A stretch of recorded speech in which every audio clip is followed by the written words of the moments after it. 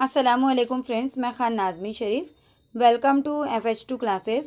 Friend, आज की इस वीडियो में हम लोग सेट 11 के जो रीजनिंग के क्वेश्चन चल रहे हैं उसी को कंटिन्यू करेंगे। ऑलरेडी 4 वीडियो मेरे अपलोड हो चुके हैं जिसमें रीजनिंग के क्वेश्चंस मैंने कवर कराई हूँ जितने भी पॉसिबल हैं। आज की इस वीडियो में भी हम जितने क्वेश्चन हो सकते हैं उतने कवर करने की कोशिश करेंगे। ओके, तो देखिए फर्स्ट क्वेश्चन आपके सामने जो है वो कैलेंडर का है। फर्स्ट क्वेश्चन कुछ इस तरह से है, देखिए कि if Friday falls on 26 January 1904 what will be the day of 9 जून 1904।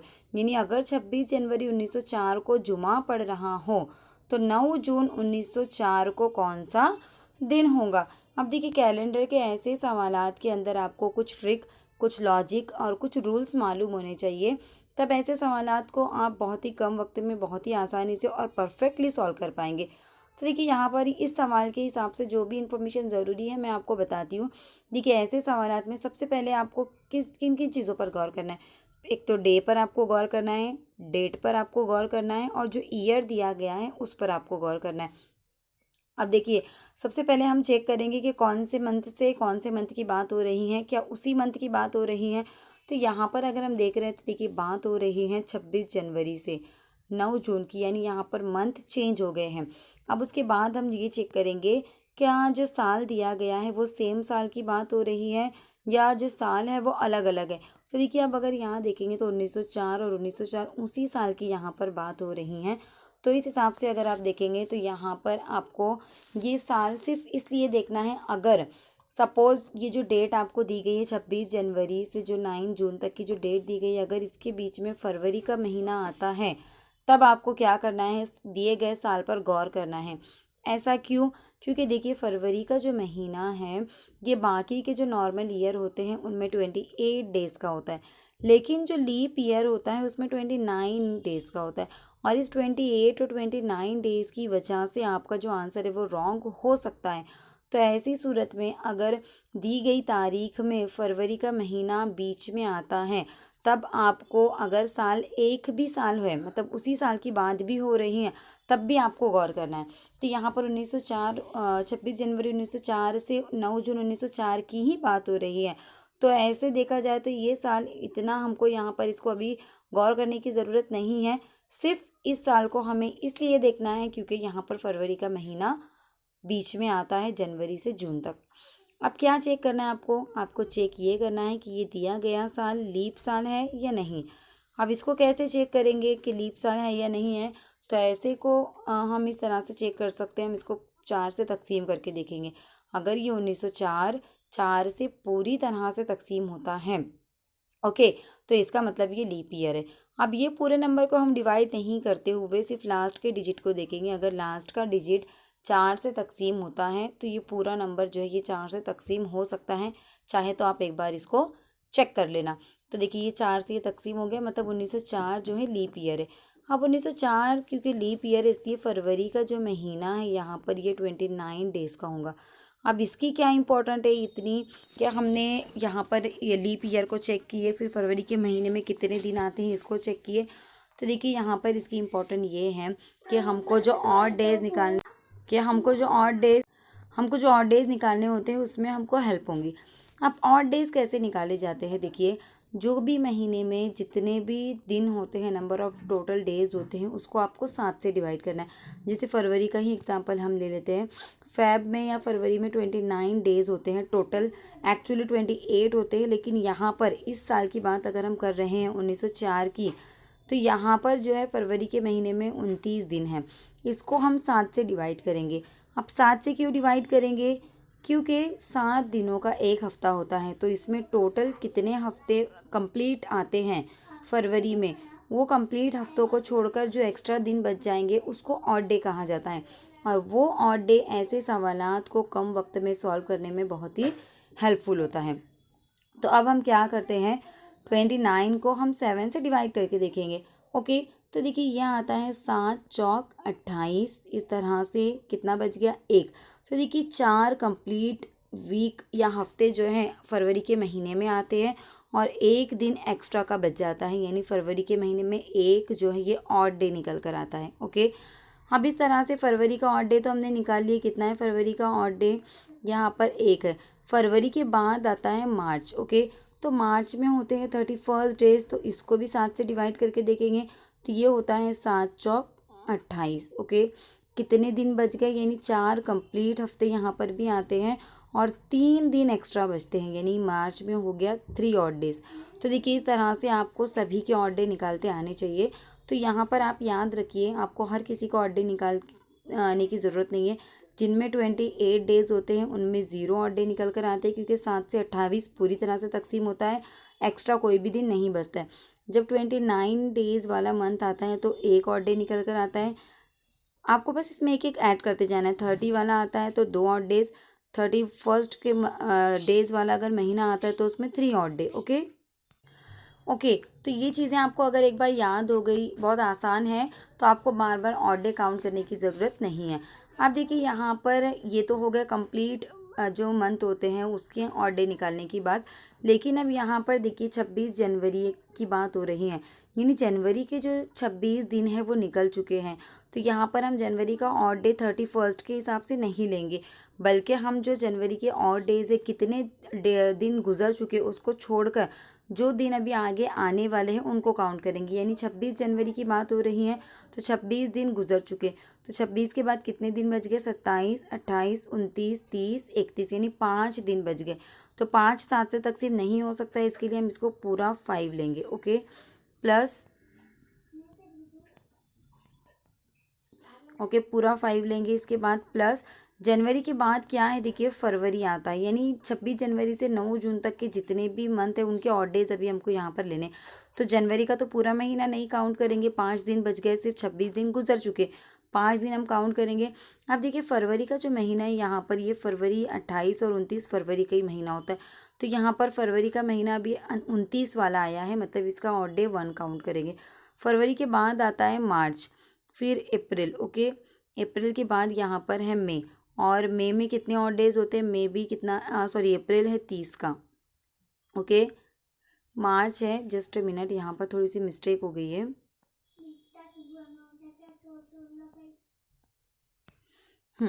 देखिए फरवरी का जो महीना अभी यहाँ पर 29 का है,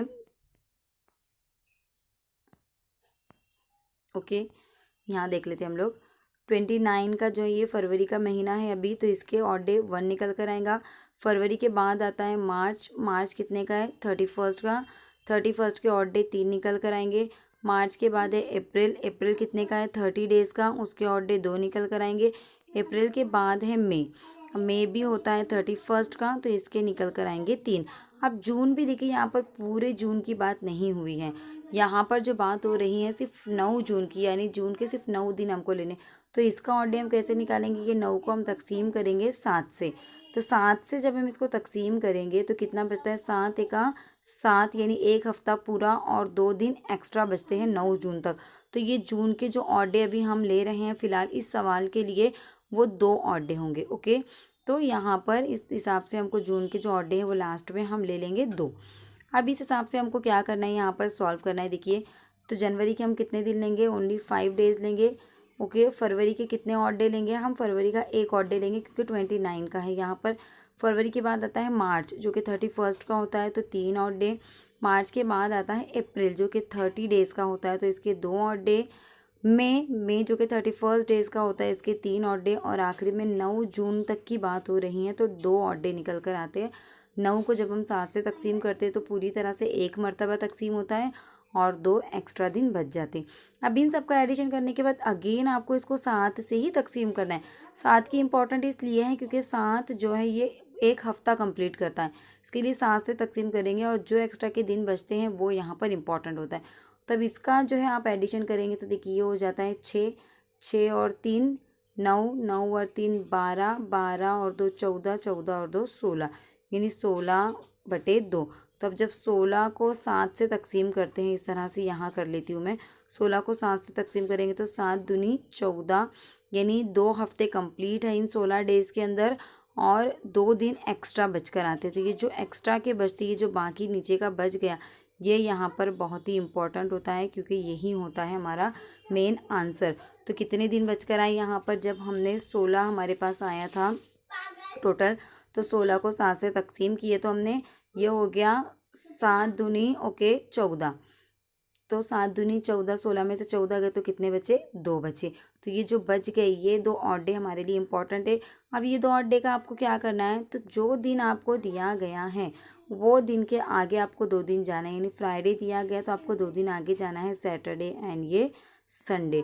तो यानी 9 जून 1904 को कौन सा दिन आएगा, संडे का दिन आएगा। ओके, तो इस हिसाब से अगर आप देखेंगे तो ऑप्शन नंबर सी जो है यहाँ पर इसका सही जवाब होगा संडे। ओके,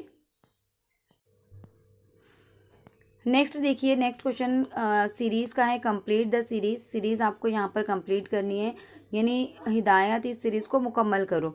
अब सीरीज़ कुछ इस तरह से देखिए, अभी हम क्या करेंगे, सीरीज़ को इस तरह से ना काउंट करते हुए अगर हम इस तरह से उसको रीड करेंगे तो आपको आसानी होगी। ओके, तो यहाँ पर देखिए आपको क्या करना है, कौन सा नंबर सवालिया निशान की जगह आएगा वो आपको देखना है। तो देखिए यहाँ पर एक्स है, वी है, ओके, उसके बाद टी आर पी एन और फिर यहाँ पर क्या आएगा वो आपको देखना है। तो देखिए ये उल्टी तरफ से, मतलब पीछे की जानिब से सीरीज़ जा रही हैं। ये जो अल्फ़ाबेट है, ये जैसे ए बी सी डी हम लिखते हैं, ए बी सी डी, तो इस तरह से ए बी सी डी आता है। तो ये जो आखिरी में जेड वाई डब्ल्यू एक्स, इस तरह से ये जो अल्फ़ाबेट है यहाँ से इस तरह से लिए गए हैं। या तो फिर आप क्या कर सकते हैं, इनकी नंबरिंग कर सकते हैं, कैसे, ई जो टी वाई से। अब यहाँ पर देखिए, अब यहाँ पर ये हो गया 5 नंबर पे, ये 10 नंबर पे, ये 15, ये 20 और ये हो गया 25 नंबर पे। ओके, तो यहाँ पर क्या करेंगे हम, x कितने नंबर पर आएगा, y से पहले आता है, यानी x आएगा 24 नंबर पर। ओके, उसके बाद v कितने नंबर पर आता है, देखिए v आता है 22 नंबर पर। ओके, t कितने नंबर पर आता है, t आता है 20 नंबर पर। हम यहाँ पे नंबरिंग लिख लेते हैं, 24 22, t आता है 20 नंबर पर, r आता है 18 नंबर पर। ओके, p आता है 16 नंबर पर और n आता है 14 नंबर पर। तो नेक्स्ट वाला हमको लेना पड़ेगा 12 नंबर का। तो 12 नंबर पर क्या आएगा, देखिए j 10 नंबर पर आता है, तो 12 नंबर पर क्या आएगा, जे के बाद के आएगा 11 नंबर पर और एल आएगा 10 नंबर पर। तो यानी यहाँ पर अगर हम देखेंगे तो एल जो है नेक्स्ट यहाँ पर इसका आना चाहिए, क्योंकि नंबरिंग देखिए 2 माइनस होते जा रहे हैं। अगर ये अल्फ़ाबेट के नंबर हम देखेंगे, यहाँ पर हमने ये अल्फ़ाबेट के नंबर डाले हैं, अगर ये नंबर अगर आप देखेंगे तो ये नंबर 2 माइनस होते जा रहे हैं। उस हिसाब से अगर हम देखेंगे तो अगला जो नंबर आएगा वो क्या आएगा, यहाँ पर एल का आएगा। तो इस हिसाब से हम देखते हैं तो क्या है, देखिए इसका जवाब ऑप्शन नंबर डी इसका जवाब है। ओके, तो देखिए ऑप्शन नंबर डी एल जो है यहाँ पर इसका जवाब है, यानी 2 नंबर का माइनस जो इस सीरीज़ में किया गया है। ओके, नेक्स्ट क्वेश्चन देखिए कुछ इस तरह से है। नेक्स्ट क्वेश्चन कि the question below has 3 items having certain relationship among them, the same relationship is expressed by set of circle, each circle representing 1 item irrespective of its size, match the item with right set of circle. यानी यहाँ पर क्या दिया गया, देखिए मंदरजा झैल सवाल में 3 item है जिनके माबैन मुख्तलिफ ताल्लुकात हैं। दायरों के एक सेट के ज़रिए यकसा ताल्लुक ज़ाहिर किया जाता है। हर दायरा साइज़ के कतई नज़र एक आइटम की नुमाइंदगी करता है। आइटम को दायरों के दुरुस्त सेट के साथ मिलाइए। तो देखिए हम क्या करेंगे, डायरेक्टली क्या दिया गया है सवाल उसको फोकस करेंगे और उस हिसाब से हम ही वेन डायग्राम बनाएंगे। तो हमको ये सारे ऑप्शन को चेक करने की ज़रूरत नहीं पड़ेगी। ओके, तो यहाँ पर देखिए बुक, चैप्टर और पेन। अब आप गौर करेंगे तो देखिए ये जो बुक है, बुक के अंदर अलग अलग चैप्टर होते हैं, अलग अलग बाब होते हैं, सबक होते हैं, यानी बुक का ही एक हिस्सा जो है, छोटा सा हिस्सा चैप्टर है। लेकिन पेन की अगर हम बात करेंगे तो पेन अपने आप में एक आज़ाद, एक इंडिपेंडेंट चीज़ है। बुक लिखने के लिए, करेक्शन के लिए पेन का यूज़ होता है, लेकिन बुक के अंदर या बुक का एक पार्ट पेन नहीं है। तो इस हिसाब से ये वाला फिगर बनेगा इसका, जो कहाँ पर दिया गया है, देखिए ऑप्शन नंबर बी में दिया गया है। ओके, तो ऑप्शन नंबर बी जो है यहाँ पर इसका सही जवाब है। नेक्स्ट क्वेश्चन देखिए कुछ इस तरह से है कि स्टेटमेंट दिया गया है और उसके 2 कोर्सेज ऑफ एक्शन दिए गए हैं, यानी उनको सॉल्व, ये जो प्रॉब्लम है इसके इन दोनों में से क्या सॉल्यूशन हो सकते हैं ये हमको बताना है। ओके, दोनों सॉल्यूशन हो सकते हैं, दोनों भी नहीं हो सकती, या कोई एक हो सकता है। तो वो प्रॉब्लम दी गई है, स्टेटमेंट दिया गया है, क्या rape cases are increasing in state X, यानी रियासत एक्स में रेप के केसेस में इजाफा हो रहा है। अब इस चीज़ को सॉल्व करने के लिए या रोकने के लिए क्या कर सकते हैं? एक पहला जो कोर्सेस ऑफ एक्शन यानी लाहे अमल दिया गया है, reduce the age of marriage for girls, यानी लड़कियों की शादी की उम्र को कम करे। ओके। और ऑप्शन नंबर 2 दिया गया है, teach man to respect woman, यानी मर्दों को ख्वातीन की इज्जत करना सिखाएं। तो देखिए, ये जो रेप वाली जो प्रॉब्लम होती है ये आदमियों की प्रॉब्लम होती है, इसमें लेडीज़ का कहीं भी कोई भी जो है गलती नहीं है। यानी लड़कियों की शादी की उम्र आप कम कर दीजिए, 18 साल गवर्नमेंट ने दी गई है, उससे और क्या कम करेंगे? यानी लड़कियों की शादी की उम्र कम करने से, जल्दी लड़कियों की शादी करवाने से क्या रेप केसेस कम हो जाएंगे? लड़कियों की शादी की उम्र का और रेप केसेस का कहीं पर भी कोई भी संबंध या कोई भी रिलेशन, कोई भी ताल्लुक नहीं है। अगर आप आदमियों को ही सिखा दे, मर्दों को ही सिखा दे वुमेन की रिस्पेक्ट करना, तो किसी हद तक, 100% तो नहीं, लेकिन किसी हद तक इस प्रॉब्लम का सोल्यूशन निकल कर आ सकता है। तो इस हिसाब से सिर्फ सेकंड वाला जो ऑप्शन है वही यहाँ पर दुरुस्त हो सकता है। तो ओनली टू फॉलो वाला जो ऑप्शन है, ऑप्शन नंबर बी, यही जो है इसका सही जवाब होगा। ओके, तो देखिए ऑप्शन नंबर बी जो ओनली टू फॉलोज, ये इसका सही जवाब है। नेक्स्ट क्वेश्चन देखिए क्या है। नेक्स्ट क्वेश्चन है, which of the following word can not be form from milestone, यानी ये जो मिलस्टोन है, इस वर्ड से ये 4 ऑप्शन में से कौन सा वर्ड नहीं बन सकता? तो अब इसके लिए आपको क्या करना पड़ता है, आपको एलिमिनेशन मेथड यूज़ करना होता है, यानी आपको एक एक वर्ड को चेक करना होता है। तो देखिए सबसे पहले हम मिलियन चेक करेंगे।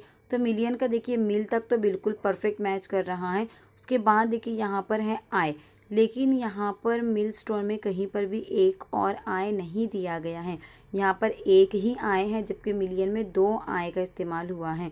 इस हिसाब से ऑप्शन नंबर 1 ही इसका सही जवाब होगा कि मिलियन जो है मिलस्टोन से तैयार नहीं हो सकता। ओके, बाकी का ऑप्शन आपको चेक करने की ज़रूरत बिल्कुल भी नहीं है अगर आप अपने आंसर पर श्योर है तो ऑप्शन नंबर ए जो है यहाँ पर इसका सही जवाब होगा।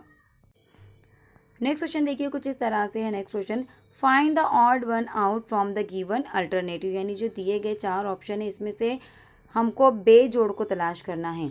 अब देखिए ऑप्शन नंबर ए, हम चारों को एक साथ देख लेते तो हमको कंपेयर करने में आसानी होगी।